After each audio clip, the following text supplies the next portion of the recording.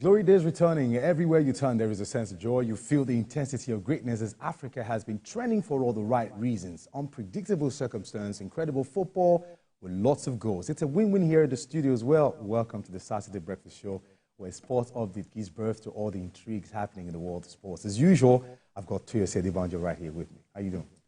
Good morning, Mark. You are basking this morning. Yeah. You are really glowing. And I've got the most amazing Wale Agbede. The first time I'm having him here with me live, because I've always conversed with him online back and forth. It's good to see you, my brother. Good morning. You're quite a big guy. And I know that you love boxing. So if we're going to draft you into boxing, now you have to go for the heavyweight division, right? Well, I mean, I like to fight against Angolans. All right, let's move on straight up. Now, it appears the mind games surrounding Jurgen Klopp's news of his departure is giving the Liverpool players extra wings, but many feel there was no better time to announce it as they sit pretty on the table. While Arsenal and City are doing the catch-up, Aston Villa, on the other hand, are desperately clinging on to survival of a Champions League spot. We understand that the league is far from over, but we can't help but wonder how terrible Chelsea has been lately, with Manchester United looking like they are regaining their spark. Let's break down a few games in England this weekend. Now, TSC, I know that weekend games are back, and quite a number of news surrounding certain clubs, certain managers. We understand that some managers looking very shaky too, even though they seem to have some bit of a promise, but it's not looking like that anymore. And it appears Jurgen Klopp's announcement that he wants to leave the club was perfect for the moment. Well, it's feeling like that now because their response towards that news is quite good to some extent. They're doing well. Won the EFL Cup. They're in the final, going to Wembley. Of course, against Chelsea as well. They were fantastic, of course.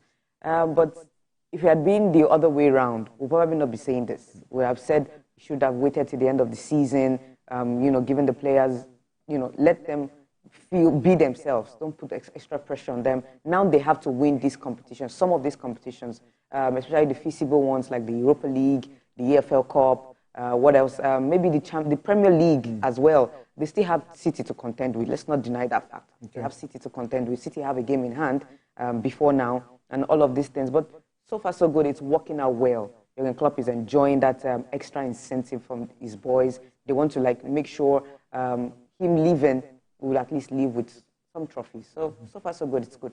All right, that's some of these fixtures right there on your screen. Bournemouth against Nottingham Forest, Chelsea, Wolves, Manchester United, West Ham United, Arsenal, Liverpool.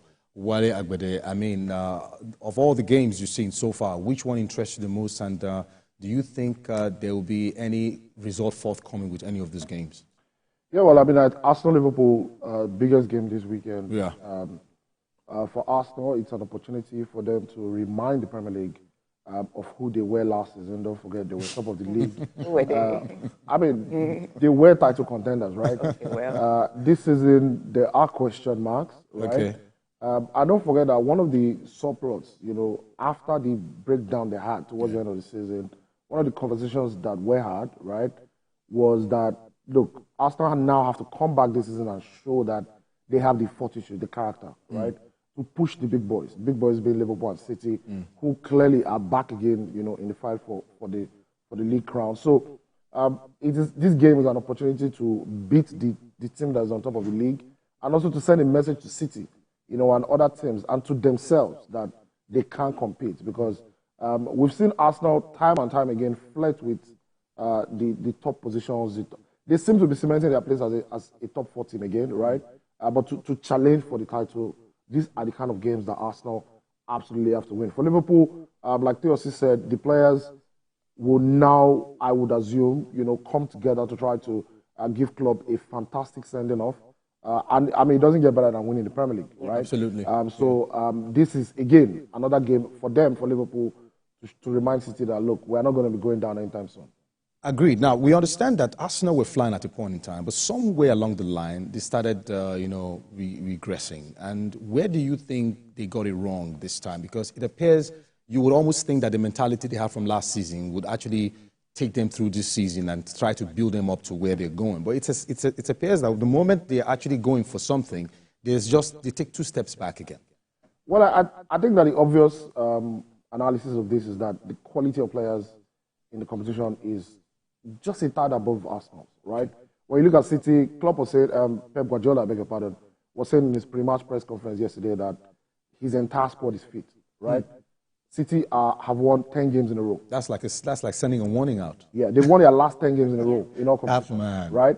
And you know how City can go on the run, especially from January, February to like April. And that's how they win league titles, right? So when you look at Kevin De Bruyne back from injury, Haaland is back from injury, Akanji is back from injury, Stones played the other night. When you look at that squad and you look at Arsenal's squad, Arsenal can compete, right? When you look at Liverpool's squad, they've been without Robertson, they've been without Trent Alexander-Arnold for a bit, they've been without Mohamed Salah, who has been in Cote d'Ivoire with Egypt, and they're still winning, right? So the obvious excuse for Arsenal is that the competition is just simply better, right? Can they do more? Absolutely. I think there are games where Arsenal drop points that they should not drop points, right? But I still don't see how they win the league, regardless of those results. Because, look, maybe we should cut them some slack. I've been one of Arsenal's biggest critics. Okay. But I just don't see how they defeat Liverpool and City to the title. I think to add, I would put some blame on Mikel Arteta, and to show that he's quite limited. He's a good coach, or average coach. He's done well, won the FA Cup, you know, bringing them back to that relevance, just like he said, becoming a top 4 team again. Yeah, but his limitations are the fact that he can't change when things are going bad or when things are not going so well. If you remember when Arsenal lost out on the top 4 position, they came 5th. They were on, you know, losing streak back to back before they got back to winning ways. And that's what's happening again this season. In as much as they're supposed to bluster their squad this season, I think they also lost an engine in terms of, what's his name now? Granit Xhaka. Yeah, leaving. And bringing, what's his name? Kai Havertz. I think they brought in a very, very big hole. And that's something that Kai Havertz cannot feel. If you see their progressive ball movement in midfield, that is something they are lacking right now this season. Putting all the workload on Martin Odegaard. And see how Xhaka is playing. Exactly. On Martin Odegaard. If you watch Declan Rice, he's a fantastic defensive midfielder for the Premier League and at his level. But he's no Granit Xhaka in terms of progression, ball movement, brutality, and everything. He's got it. I think that's something that they're missing. Now, in as much as we are not going to be dwelling too much on the Liverpool and Arsenal game, let's not forget the fact that, Mauricio must have been praying we'll not talk about him. I'm telling you. What is going on with Chelsea? Oh, well, I really can't tell. Broha right now is off to Fulham, I guess. Yeah, Fulham. Right now. So it appears they're short on striker You need strikers and you're letting them go. But even the man they let go is not scoring. Yeah, true. It's not scoring. So, I mean, where do you think Chelsea has to draw the line for Mauricio? Do you think he's the man to take them to the next level? Do you think he's got what it takes? Because this man keeps crying he needs more players. And trust me, they will still buy more players for him. Well, the players Chelsea have, they are not quality enough. Maybe few of them. Yes, you agree? cannot buy players with 120, 100 million, 80. That's the market for you, yes. But does that guarantee that they are quality players? No. Okay, she's saying quality. What about manager? Managers turn players into animals sometimes, yeah? So do you think if these players are in the hands of other managers, something would have been different? Because these players they bought, South American, Enzo, Caicedo, these guys are football, mad football people. I mean, you can't tell me these guys will not play if they have a manager that can do the job. Well, I mean, fair point you have there, right? But I also don't think that, so I don't believe in black and white. Okay. Right? There are so many nuances to football in the sense that, so the manager can be good, the players can be good, and the system will work, right? I think that one of the biggest problems Chelsea have had, right, has been squad planning. Football is not as easy as just buying players. Yeah. So, and it's not as easy as just having the best manager, right? And I think that's the problem Chelsea have right now. When you look at the profile of players that they've gone on and spent 60, 70, 100 million pounds on, how do they fit with each other? Individually, fantastic players. How do they fit with each other, right? So, for instance, we've talked about, I mean, it's a squad that's worth over €1 billion, right? But they don't have goals in them. Okay. So they've gone on and signed Mukala Mudryk because Arsenal wanted to sign him. Yeah. They've gone on and signed so many Kukulera because City wanted to sign him. Not necessarily because this player solved a particular problem or fit into, I mean, we see clubs like Liverpool, City, buy players who solve obvious problems. But I don't think that Chelsea have done that. For Poch, in defense of him, Poch absolutely did a great job at Spurs. Did a great job at Spurs. I will leave it at that because we keep going back to old glory. I really don't like that, though. Yeah, but well, he did it.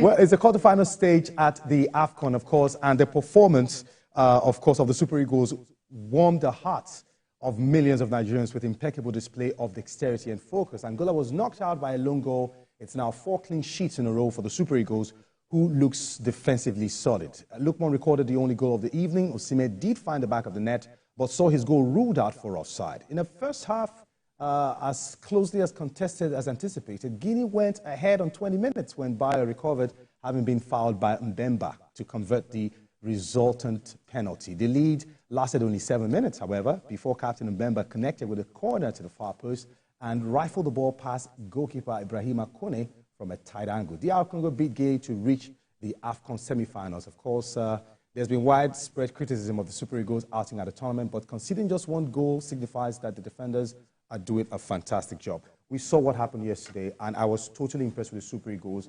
They weren't leaving anything to chance. They went all out, and it was like, we have to win this game, and they did their job. I mean, what were the highlights for the moments for you? I think the goal, that's the essence of football anyway. It's a very well-worked goal. All right. In as much as I want to fault the, what's his name now, the defender that allowed Moses Simon that, to run through. True. I think he should have stayed on his feet. That was unnecessary to go down so easily. But at the same time, fantastic. This time around, I think they are beginning to communicate with each other better than when the group stage started and everything. I think probably they are listening, they're hearing some of the critics or seeing some of the critics online that we're talking about. And then, of course, people are talking about, oh, don't let Nigeria score you first. The defense have been very solid. Nwabali, I was even surprised to see him in the starting lineup, you know, yesterday, to see that, okay, he's back and fit. I was almost feeling like you shouldn't have rushed this man back. But of course, doing the job well, communicating with the defenders well, setting up his lineup properly. So far, so good. The defense has been the solid rock or the foundation for the Super Eagles to do well this tournament. All eyes on Osimhen, but Lukman is doing the damage, and that's a very beautiful strategy. But I understand something. In as much as we understand these guys are doing a great job, nobody seems to be giving credit to Coach Jose Peseiro. Why? Well, I mean, I think he's getting a lot of credit. You sure about that? When everybody has been singing the chorus of Osimhen, Lukman, the players, but the coach. When you consider, I mean, fair point from Teoside, he hasn't won yet, right? Okay. Because the last time we had a foreign coach, he did get to the semi-finals too, before losing out to Algeria. That was Ginotro. So he hasn't done anything special. Right? Now, secondly, when you look at the backdrop of the impression that people have had about him, the poor performances, the losses, even in the build-up to this tournament,